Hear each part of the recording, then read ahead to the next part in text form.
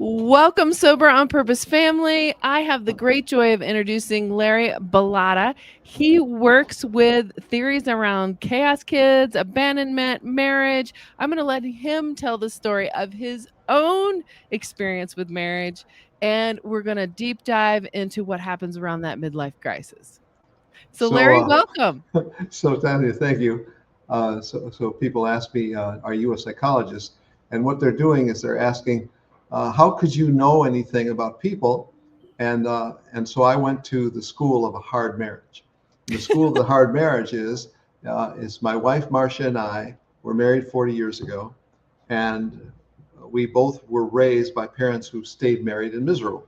All right, so if you were raised by parents who stayed married and stayed miserable, and that's what they both did. So that means you have to stay in the marriage, you can't divorce, and you have to be miserable in the process. And that's a normal life.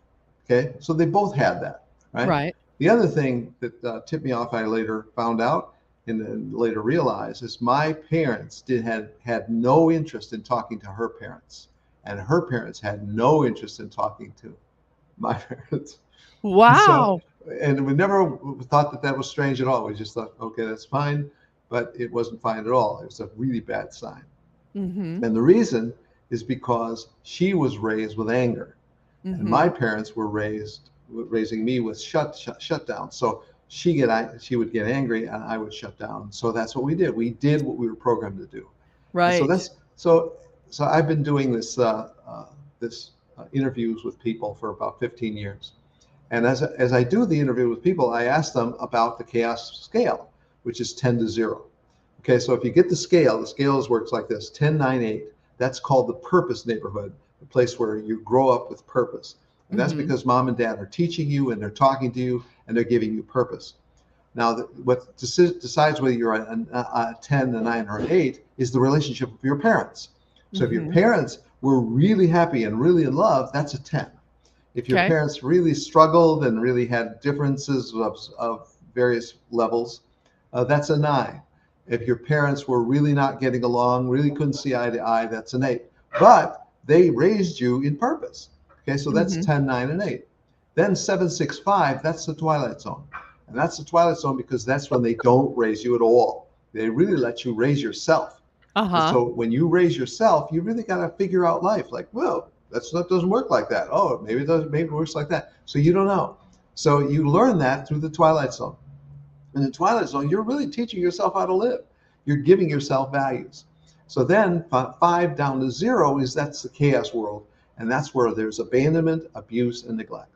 And Okay. so, I've been doing this for 15 years, and I've been interviewing people, and everybody tells me, I've never heard of this chaos idea ever. I've Mm-hmm. never heard it, don't even know what it is. Didn't even know it was possible, right? So that's how they talk. They talk, I've never heard of this before, right? So Right. it's the most non-reproducible idea in the world. Nobody wants to talk about or pass on the idea that if I was raised in chaos, I'm going to have chaos in my life. They don't want to talk about that. They don't want to hear about it. Mm-hmm. So the chaos to purpose scale is the idea of locating yourself and your spouse. So if you locate yourself, I just talked to a guy yesterday. He was a 9, a guy who was raised by two parents who talked to him and talked and would care about him. And their marriage wasn't so good, but he was a 9, right? So that's a 9 with a value systems. Remember what value systems are. This is the way we finish our food. This is the way we keep our promises. This is the way we treat a friend. This is the way we do what we say we're going to do. Those are Right. all values. Well, we have like 1,000 of those in our subconscious mind. We don't even Right. count them. We don't even see them. But they're down there and they're telling us what to do from our Mm-hmm. subconscious, right? So what happens when a person who's a 9, let's say a man, marries a woman who's a 1 on that scale, right? Opposites. Okay. All Opposites, right. All right. right? So, but what happens is he fell in love with a chaos kid. Now he could have learned that 15 years ago, but now he's married 15 years, and now 15 years later, what's been happening is she's been fighting her programming for Mm-hmm. 15 years. And what that looks like is she says, "No, I'm not doing that." That's the first step she takes. Second step, Mm-hmm. she says, "I'm going to do this instead. I'm going to come Right. up and come up with my own idea." And then third, she exit out. So Yes. one, two, three, 1, 2, 3, and that's really hard to live like that. because your subconscious is pushing up, the wrong idea, and you say, stop, I'm not doing that. So what I hear is somebody say, like a man will tell me, I've been married 15 years. I've never seen this ever. She was never like this, right? Why was she never like this? Because she's a bucker. She's fighting the programming of her childhood. And Right. so then when I start digging into where he is and where she is on that scale, he starts to tell me the stories of he's heard these stories for years. Mm. The mother was a woman who divorced the husband, and then she started going from men to men to men, and Mm-hmm. then right. So all this chaos is there, right? And there's nobody lifting her up the scale, and only this mother is dropping them down, or the father is also dropping her down. And so Right. now she's a one. And Mm-hmm. now is it one on a scale? What does that mean? That means she's got a one value system. A one value system is a system that doesn't have any dependable ideas in it. Like, Mm. this is how we treat a friend. No, there's nothing in a one. This is not how we treat a friend, right? Uh, Right. this is how we stay married. There's nothing like that in a one. A one Right. doesn't even have an instruction for staying married, right? So nothing is stable. Nothing is, right? So Let what me you give have, let me give you one, Larry. okay. What if the family value was, if you can get away with it, do it? That was Okay. a value. Yes, yes, it is. It is a value. But now the parents could speak it, but mostly they could just live it. And if they live it, then it gets in, and now it's really solid because that's how mom and dad did it. So you've got A people and B people.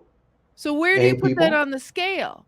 So It's now a if detrimental value to a whole and authentic relationship, but it is a value. Well, it's getting away with it. By the way, this comes into betrayal and cheating, right? Right. Because if you can get away with it, anything goes. And so somebody is nice to me, somebody's talking to me, I'm feeling really good, I'm really liking this, and I don't have any breaks. I'm a one. I don't have any Mhm. breaks. Nothing tells me Mhm. that to not do this. Mhm. So since I'm a one, I have to walk away. I have to fall in love. I have to, have a fling or whatever it is else I'm going to do. So what's the nine doing? The nine is going, these are the values. This is what we do. This is what we and this is not right. This is what you're doing is wrong, right? Why are they talking that way? Because they have a value system to tell them what's wrong. A Got it. one doesn't have a value system to tell them what's wrong. There's nothing warning them. Mhm. So one particular guy I talked to a couple of days ago, he said, my wife was raised with a strict religious background. I go, oh, why didn't you tell me that in the beginning? Because that's a value system, a Right. strict religious background, right? So when you have a person who's raised at a 9 or a 10, married to a person who's raised at a 2 or a 1 or a 0, you've got a massive difference. And the reason they stayed married 15, 18, 20 years is because that person who was this chaos kid was bucking the messages. And what Mhm. happens to a bucker is they push and push and stop, stop, stop, stop. They keep saying that day after day, year after year, but they can't do it anymore. All of a sudden, they just Mhm. can't do it anymore. It's just too hard. And so Mhm. then they snap. And when they snap, all the values come rushing up. Remember, these are not values. These are very sloppy interpretations of what you can get away with. And Okay. that these sloppy interpretations are now pouring all over this person. And so now anything's possible. You can say anything you want, you can do anything you want, take anything you want, right? It's like a crime free for all, right? So this is what the men say. They say this is not the woman I married. Well, wait, come back and talk to me about the bucker. So she marries a 9. They have a set of values. And I imagine she tries to mold what you're saying to me. She tries to mold into those for so long, but Yes, doesn't have any grounding and for and it. the reason why is because the bucker is bucking, but they're borrowing values. They're borrowing values from the person they married. But they don't really have them No, concretely. they're not. They don't own them. That's the difference. They Okay. don't own them. They're borrowing them. And so Okay. when you borrow something, you really could lose it pretty easy, right? So Right. if you get the picture of a bucker's going no, no, no, no, no, no, no, borrow, borrow, borrow, borrow, borrow, no, no, no, no, right? So Now, when do I they themselves, does the bucker want to be different? Did they marry the 9 because they saw some qualities that they really wanted that they didn't have in their That's what we like to childhood think. life? That's what we like to think. But the truth is, the person who's the bucker really wants healing at a really deep level. They want healing, and they can't really consciously know this, so they track themselves to somebody who's raised in a much better home. That's brilliant. So what they really want is healing. So they're glomming onto this. And what we know in the Christian dynamic is I'm not there to heal you. There's only one Savior that Yes, heals you. But you're yes. glomming onto me, hoping I can do it. And when I fail you, you get angry with me.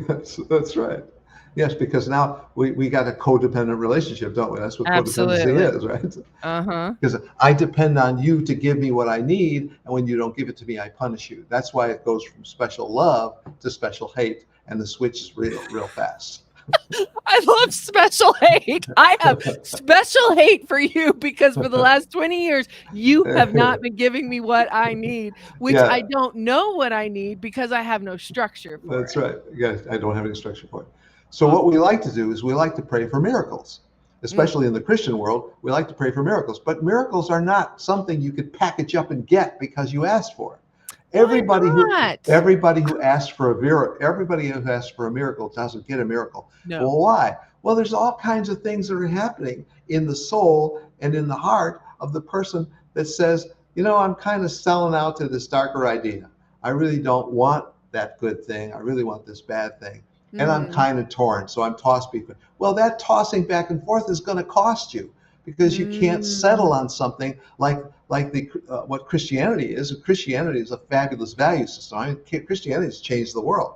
Hospitals and Mhm. schools and all kinds of things have been created because people had ideas of Christianity, and that's a value system. Well, let me ask you this. So the 9 is sitting there going, "This is not the woman I married." The 1 is over here pulling this way. Does the 9 ever get pulled into the 1 and go, "Whatever, we'll just do it"? No, very rarely, very rarely. That's not Okay. even worth mentioning. It's so rare because a nine's going to be holding on to the values. If you remember what happens when you're a nine, a 10, 9, 8, is you have a value system that the mom and dad gave you Mm. through 53,000 hours of time from birth to 10 years old. 3,000. 53,000 hours. So remember, that's 16 hours a day for 10 years. So 53,000 hours of time you've been living with your mom and dad, and they've been reinforcing all these ideas. And if they're Christian based, they're reinforcing Christian based ideas. And remember, we've got a spectrum of Christianity Right. that can go from the Jehovah Witnesses on way on one side to free evangelicals on the other side. And so we've got all of these ways of interpreting the Bible. And so the Bible tells you what to do, but it doesn't tell you how. And Right. so we're trying to find out, how do I do this? And that Mhm. becomes the big thing that Christians struggle with. How do I do it? I got the message, I got the scripture, but I don't have the how to. Okay. So that's why they read Christian books. So what are Christian books? Christian authors are Mhm. writing how to's. That's what they're Mhm. doing. Lots and lots of Mhm. that. So when we're talking about where you are on the scale of 10 to 0, it's really important. I can't even talk to anybody until I get those numbers. Because Got it. when I get the numbers, I know, like, who am I talking to? So Mhm. this one guy I was talking to yesterday was an 8 married to an 8. And I said, oh my goodness, is that good news? And he says, Mhm. what do you mean? He doesn't get it. I said, do you realize you're an 8 married to an 8? That means you're an 8 value system married to an 8 value system. That means your values are very, very much alike. The chance of you having a marriage that's destroyed are very low because your Mhm. values are going to keep you together. And that's the Mhm. way you want to think about it. So now when you start to ask the harder questions like, what does it mean that my husband's wife or my husband's mother was really loose, and everybody in town knew her as really loose, and Mhm.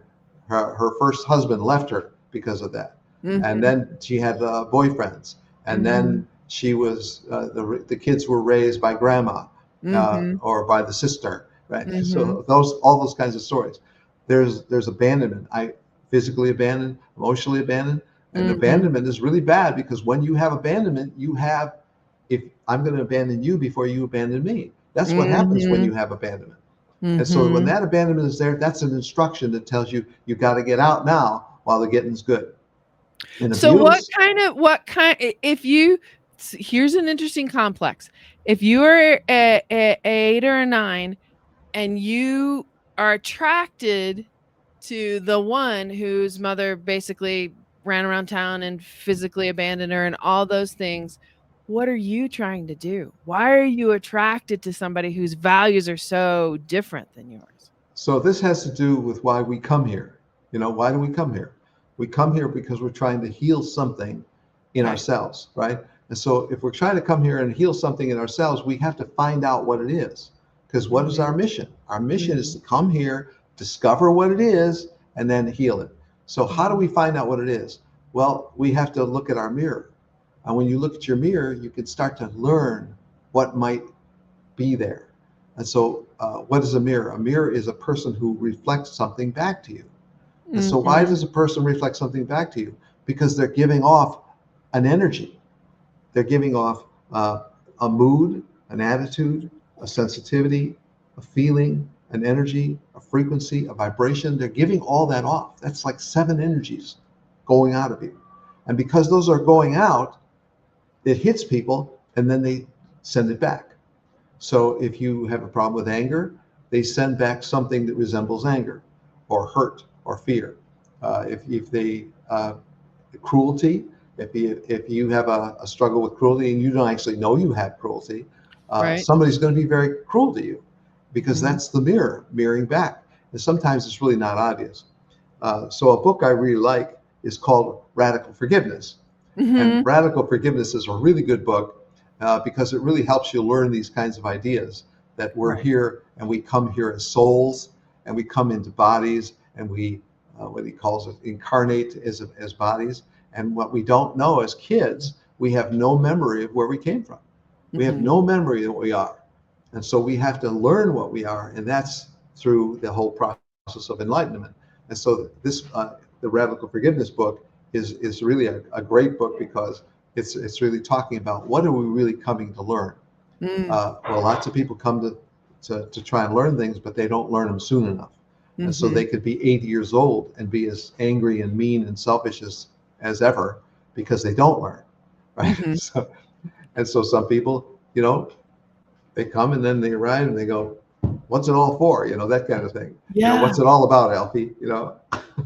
What let's get back to the chaos kid though.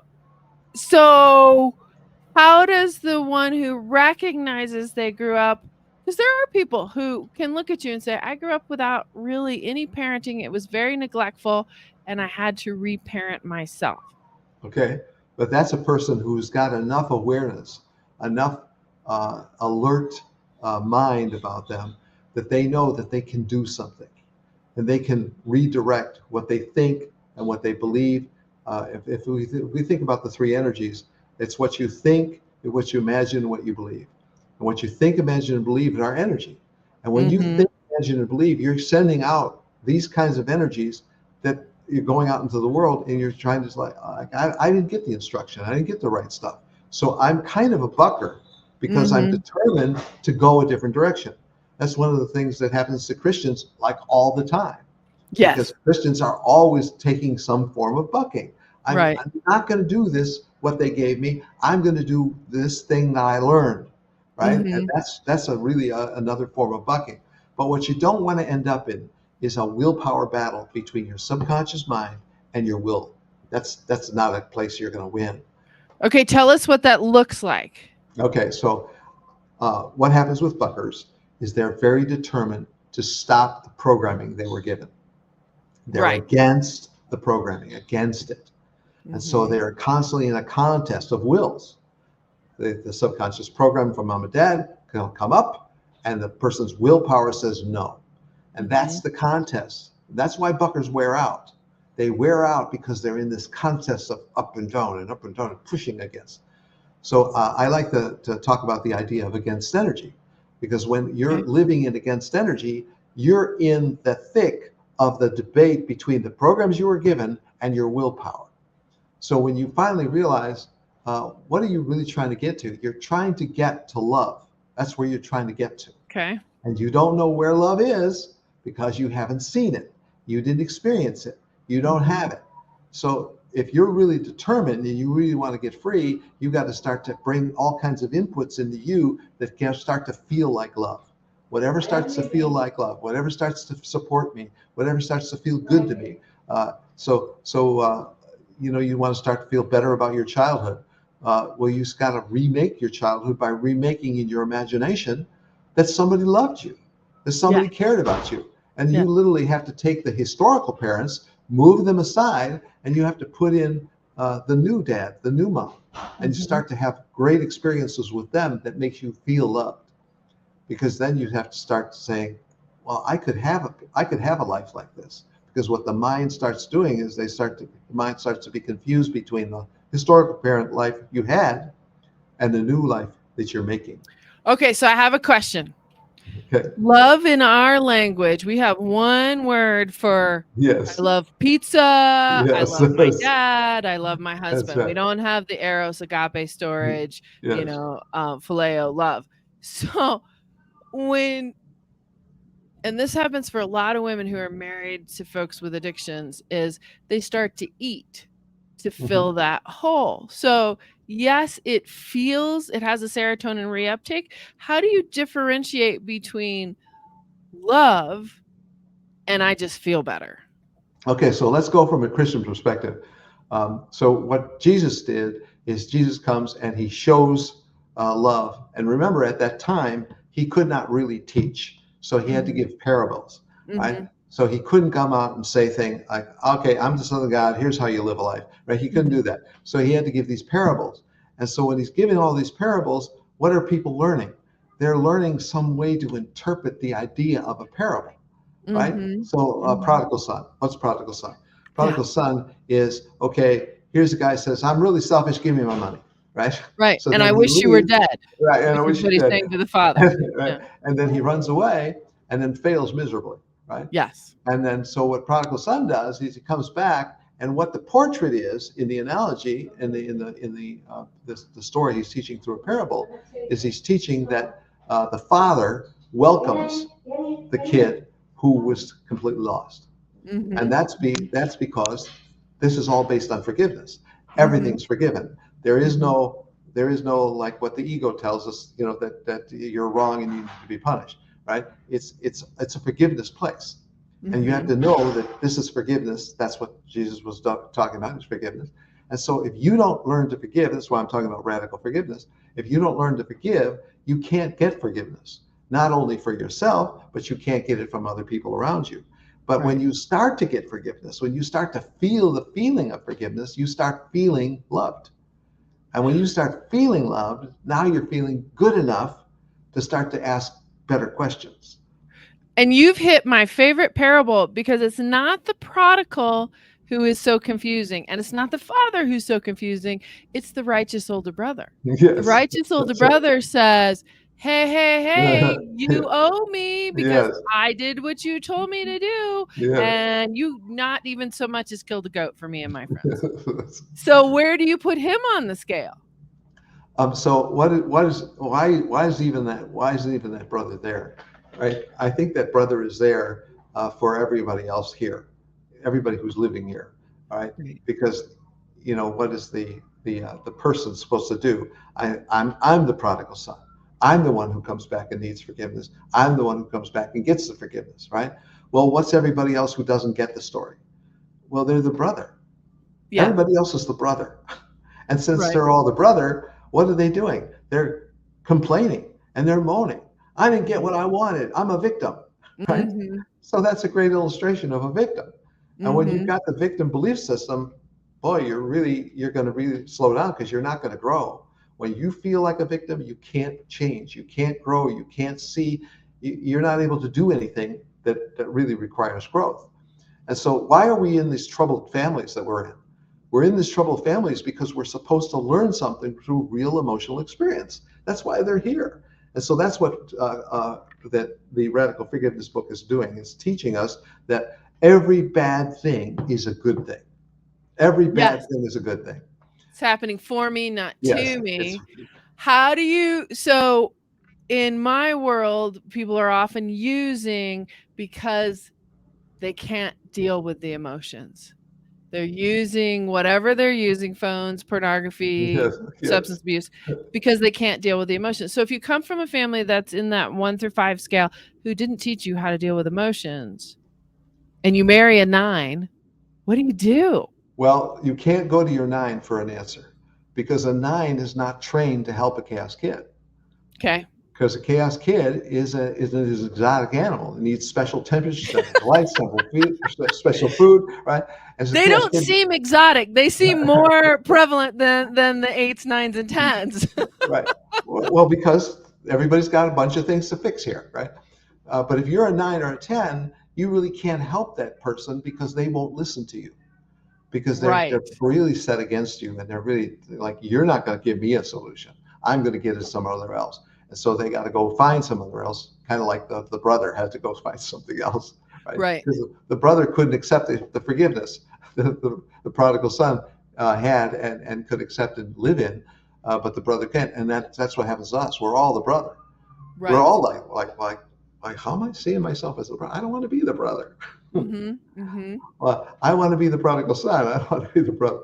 Oh, I don't necessarily want to be the prodigal son, but they seem more straight line than the brother. The brother has to go through all these contractual Yes, convolutions to yes. get back around, whereas the prodigal says, "Look, I goofed this up and I need forgiveness." Well, what's the other lesson unless you're like a child, you can't get in heaven, right? Right. Why is that statement there? Because if you're not childlike and trusting, there's no getting in.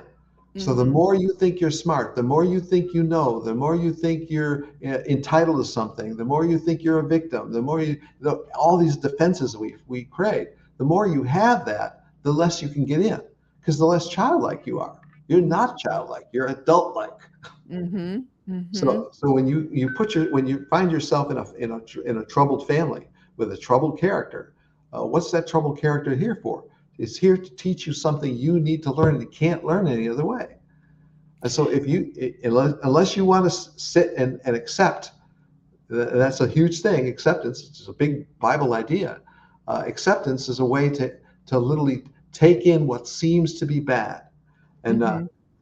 I think that I'm holding this giving Colin Tipping a plug, right? Mhm.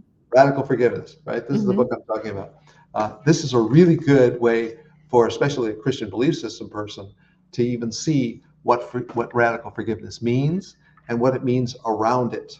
And Mhm. so you start to see, when we're in a situation with a difficult family member, we're trying to change them. We're trying to get to stop being this, start being that. We're trying to force them to be something we want them to be. And that works like not. Yes, never. But when you're doing it, you don't know it doesn't work. You think everything works, right? So when you start realizing acceptance is the thing I got to do, I got to accept everything that's happening here. And so what that book is doing is giving you a very clear, logical definition and an explanation for why do you need to accept everything as perfect? Why is it all perfect? Mhm. So when they talk to the gurus and the really wise people, uh, they say, why is everything perfect the way it is? And they say because it's supposed to be perfect the way it is. And so they make the analogy: if you tried to change the world and you try to get rid of all the dictators and all the wars and all the killing and all, right, if you try to get rid of that, you'd remake the world, and what would happen is it would literally go back to the way it was. Why? Because it was perfect the way it was. Why was it So it's perfect? yeah, why was it perfect? It was perfect because I was learning. That's why. This is a learning planet. This is a learning planet. Everything here is a classroom, and everything is messy and sloppy, but this is the place where you learn. You learn by experiencing real emotion. And in that real emotion, you start to realize, oh, I didn't see that before. I didn't Yes. see that before. That's what happens to us. We say, I didn't see it before. Okay, so bring us back where we started. You've got a 9 married to a 1 for whatever their reasons are. They are they're just headlocked in the power struggle. How do you help? So what my job is, as I tell them the 3 ideas of the environment changer. I call it an environment changer because they're changing the environment of their mind. And Hmm. what are they doing? They're leaving their wrong mind and they're moving to their right mind. And what is the wrong mind? The wrong mind is every word in the English language that's negative. like fear, anxiety, worry, tension, right? All these words, we can look them up. There's maybe 1,000 of them, and you can look them up, and all the definitions are terrible. Then we have a Mm-hmm. right-minded stack of words: kindness, joy, forgiveness, encouragement, right? All the words that we love. And there's about 1,000 of those. And we can look those up, and now we feel really good. So Yeah. we've got a wrong-minded stack and a right-minded stack. And what we want to do is leave the wrong mind and move to the right mind. And so once somebody just settles that into themselves, like, I want to get out of my wrong mind and I want to get into my right mind. And that's what my goal is. That's where I want to go. And so, I'm saying this to people of a of a Christian persuasion, because they believe there's a Holy Spirit that's always present, and Yes. the Holy Spirit is always listening, and the Holy Yes. Spirit doesn't interfere in the world, but it does reach your mind.